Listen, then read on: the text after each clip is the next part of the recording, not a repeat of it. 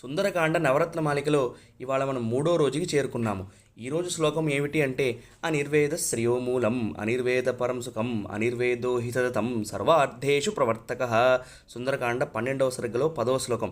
హనుమంతుల వారు సీతమ్మ వారి కోసం వెతకని చోటంటూ లేదు. రావణాంతపురము, పుష్పక విమానము అన్ని చోట్ల వెతుకుతాడు. ఎంతసేపు వెతికినా సీతమ్మ జాడ కనిపించదు. అటువంటి కార్యసాధకుకి కూడా ఒక్కసారిగా హనుమంతుల వారికి నిరాశ నిస్పృహ వస్తాయి.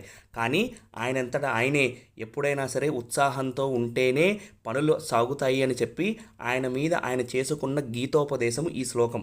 కాబట్టి మనమందరము కూడా ఎప్పుడు ఉత్సాహంతో ముందుకు వెళ్ళాలి అనుకుంటే ఈ శ్లోకాన్ని అనుసంధానం చేసుకోవాలి.